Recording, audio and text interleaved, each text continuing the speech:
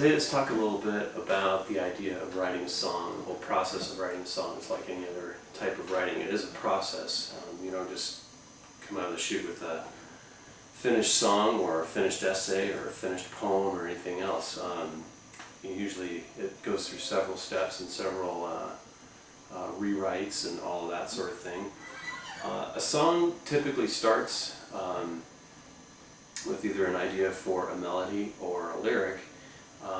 Different writers do it differently. Some start with a melody, some start with a lyric. I think I probably tend to start with them both simultaneously. I usually think of a lyric that goes with a chord progression, or if I hear a word in my head that I think would work into a song, then that usually comes with a melody. It doesn't always stay the same, but that's usually where it starts.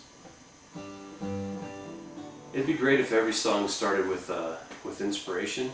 If every song started with the idea of, wow, this is just a song in my head, I just have to get down. But often, the idea of writing a song is more of a task, more of a craft, I guess. And so you shouldn't expect a song to just fall into your lap. I mean, it's nice when it does. Sometimes they do, but that usually comes as a result of writing a lot, and that writing a lot is often a chore.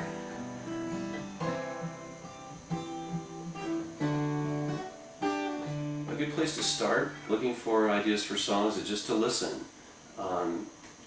Hearing a word that somebody says, or a phrase, or just an idea that someone has, something you're reading.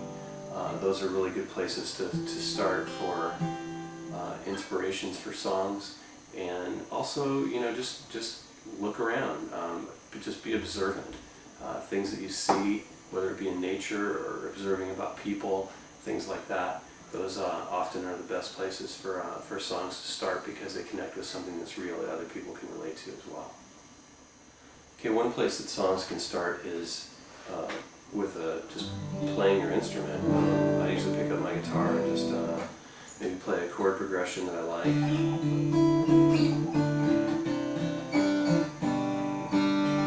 Not really thinking of any particular lyric, but just liking the way those chords go together, and thinking of how I might use that in a song.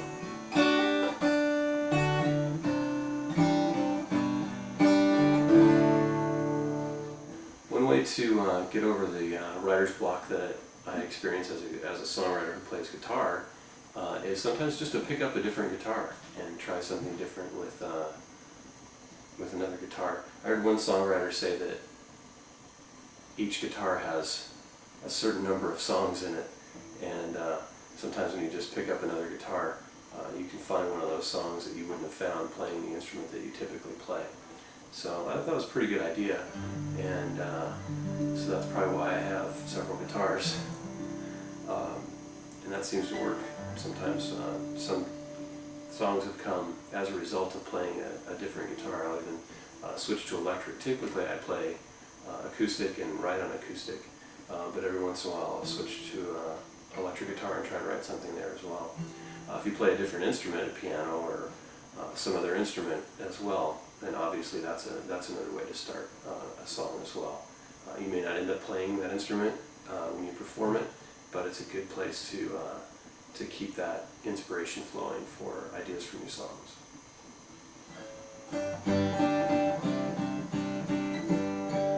You might also want to consider co-writing. I think writing with other people can be a stimulating process. I've done that a few times before. I don't do it typically, but sometimes if you're stuck with a song and not sure where to go with it, or you have a chorus but you can't really think of how the verses are going to go, that sort of thing, then you might want to consider writing with somebody else. And there are a lot of different approaches, a lot of different ways to do that. Sometimes you'll just be driving along and you'll come up with a great song idea, or you'll wake up in the middle of the night and you just run to the tape recorder and run to your guitar and start writing down the song idea that you have. But that's not very typical. It doesn't usually happen. You should be grateful when it does, but don't expect that, because you won't have very many songs in your folder if that's what you're waiting for. Songwriting is a craft, like a lot of things, and it requires just, discipline and sitting down and writing sometimes, and even when you don't feel like it. Okay, some tools that you should have when you're a songwriter, or even when you're not songwriting, because you never know when an idea is going to come. But a pen and paper are always obviously very handy, good thing to have. Word processing is a way to go too. It's not as convenient. Often you don't have a computer with you. If you carry a laptop with you everywhere, then maybe that's a good option too. A voice recorder, just a little simple tape recorder, is great. You can do it with a multi-track recorder. A lot of people write that way, but usually for me, that process doesn't happen until after I've already written the whole song, and then I'll come and demo it up and try and work out parts and things like that. But that's a later process. It's more of an arrangement thing for me. But some people find that very helpful. They'll have a musical idea and they'll get that musical idea down on the recorder, come back and put lyrics to it later. So that's a way to go. Don't forget that you probably carry a cell phone with you, and that's a great source for remembering a song idea. You can always call your home answering machine. Some of the cell phones have voice recorders on them. Take advantage of that, because when the song idea comes, you don't know if you're going to remember it later. I've forgotten lots of song ideas, and anything that you can do to keep that idea so you can come back and work on it later is probably a good thing.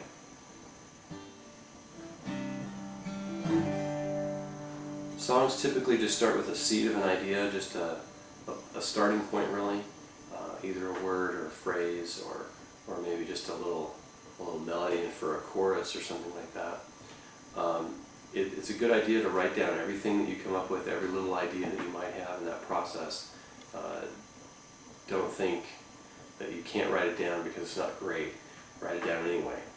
A lot of times if I'm stuck on a word, I'll just put a word in there that has the right number of syllables, and I'll come back and change it later. Sometimes that works, sometimes it doesn't. Sometimes I'll rewrite the whole line. But the point is that you want to write down all the ideas. It's easier to come back and take away the stuff that doesn't work and keep the best ideas and work from there. It's better to have more, better to have too much than not enough when it comes to writing a song. You don't have to put it all in there. In fact, it's probably good if you don't, because not every idea is a great idea. But that's what I would suggest, and just kind of as you go through the editing process, you're going to want to look for your strongest imagery, your best use of language, and what communicates your idea as clearly as possible and comes closest to the idea that's in your head.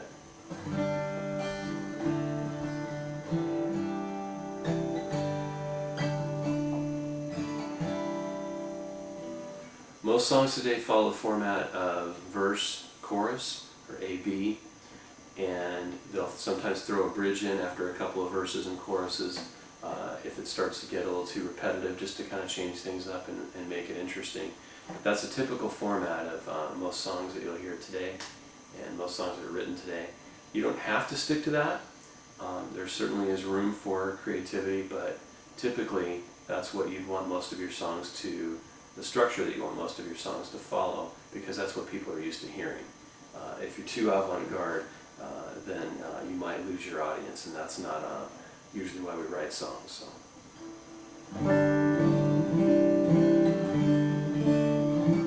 Most writers will work on a chorus first and try and get that straightened out before they write their verse, or at least make sure that the chorus is the strongest part of the song. Typically your verse is kind of down here, and then your chorus will jump up a little bit frequency-wise and dynamically. It should lift so that it's real singable, and you want people to remember the chorus. The verse section should tell the story of the song. That should be where the meat of your lyrics are, and where you get the bulk of the information, whether it's a story or something else. And then if you find that your song kind of needs a little added interest, you can add a bridge to it after usually a couple of verses and choruses. That's typically where the bridge would fit in. And the bridge is an opportunity to say something a little bit different, do something a little bit different musically, maybe tie to a theme of the song, or look at the song and look at the subject rather in a little different way, maybe from a different point of view or something. So that's the basic structure of a song. You usually end with the chorus, then again, maybe you might repeat that chorus a couple of times at the end. But that's the basic structure of most songs.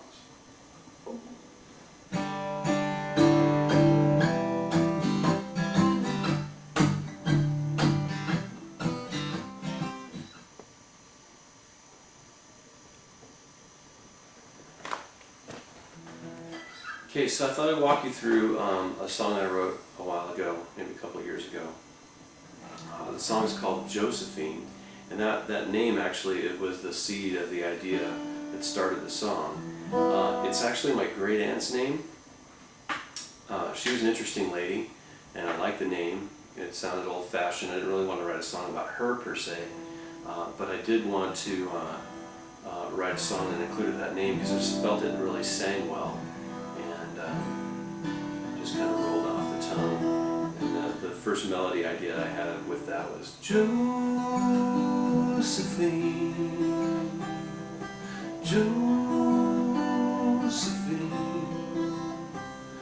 So anyway, that's kind of where I wanted to start with the song. I kind of like the sound of that. So, and because I was thinking it was kind of an old-fashioned kind of a sound, I was thinking like American Civil War, and one of the themes I wanted to touch on was just the sacrifices of the folks back home while this war is being fought.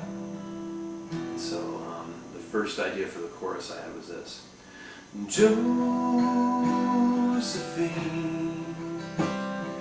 carry on best as you can. Josephine, the war's run off with your man. So that was the first idea. The chorus and refrain I thought would be pretty simple and kind of repetitive. And when you're writing a chorus, try not to overwrite it. That's often a mistake that songwriters make, is they'll try and put too much in the chorus. And the chorus should be pretty simple, so you can come back to it and not be, oh boy, here we go again, kind of an idea for the listener. I wanted to keep this song in a minor key. Rather than playing major, I had an option to do that, but it seemed a little happy for a song about people losing loved ones to war. So we stuck with the minor key because it had the right amount of melancholy that I suspect Josephine probably would have had. So that brings us up to the verse, and I wanted the verse to tell a story, and I haven't written a lot of songs that are narrative like that, but I really wanted this one to do that because, I thought, well, Josephine has a story, so we need to tell her story.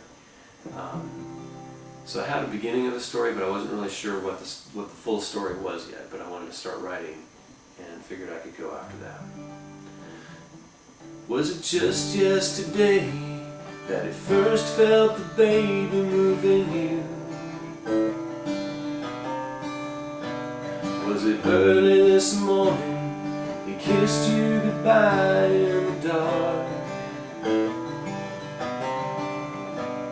Was it real or a dream? That's pretty much all I had. I didn't really know where I was going to go after that. I kind of fell off the tracks at that point. I knew what I wanted to say with the theme of the song, but I wasn't really sure what the story was. I knew I wanted it to be about loss and about heartache. But that's about all I knew at that point. I kept coming to a line that I couldn't, that just couldn't have anything to do with the Civil War at that point where I stopped just a moment ago. I kept wanting to sing, was it real or a dream when they called you to say? So, see what I mean? That doesn't really fit the whole Civil War idea because they didn't have phones, and the whole idea of was it real or a dream when they wrote you that letter just didn't quite sound the same. So I didn't want to go in that direction, so I ended up having to change the whole song. I don't recall exactly how the thoughts were working, but writing requires that you stay open to a lot of new ideas. And I just remembered a recent story in the news about some miners that were trapped in Utah, and I thought it kind of had some potential to fit the song. So anyway, after a couple of drafts, the song wasn't about my great aunt, the Civil War, or any war at all, but it was about a young wife of a miner. And the chorus has an image that I just couldn't get out of my head when I thought about the families that were left praying for their loved ones that were stuck inside the mine. So the chorus actually ended up being this. Josephine, carry on best as you can. Josephine, the mountain has swallowed your man. So anyway, I was thinking that if that would work a little better. I liked the mountain has swallowed your man better than the war has run off with your man. And so the last line of the verse now worked too, because I could put it in a little bit more of a modern context and it would still work. I wasn't really thinking Utah necessarily. I was thinking more Appalachian, because I kind of thought that was the feel of the song initially, with that whole Civil War idea and that minor key. So this is how the verse ended up. Was it just yesterday that he first felt the baby moving you? Was it early this morning he kissed you goodbye in your sleep? Was it real or a dream when they called you to say his crew's trapped inside could take hours, maybe days? Josephine,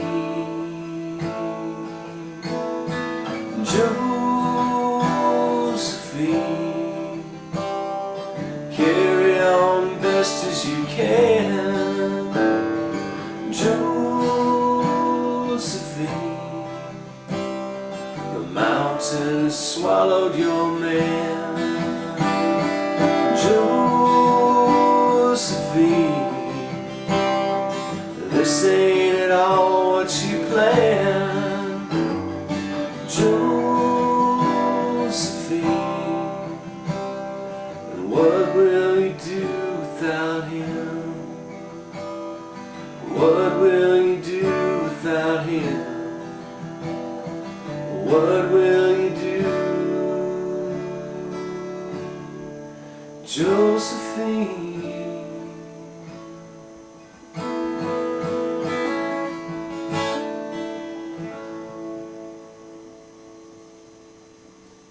And that's pretty much how the song works now. There's another verse, and you can see I tagged chorus at the another extra chorus, an alternate chorus at the end with slightly different lyrics, just to add a little bit of drama at the end there. And that's the song Josephine. That's how I came upon that one. So there you go. I hope that's helpful to you in your writing and in your songwriting, but any kind of writing for that matter, whether it's poetry or essay writing or anything else. It's always a process. It's always a series of ideas and writing down your ideas and getting those ideas polished and rewritten until you're satisfied with the results. Thanks.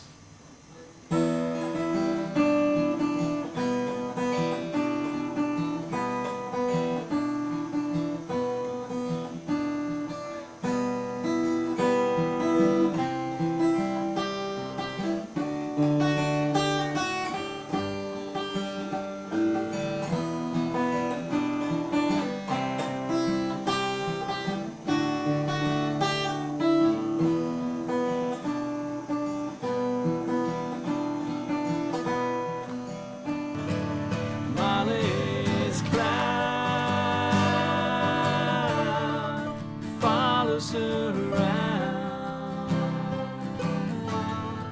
without a sound.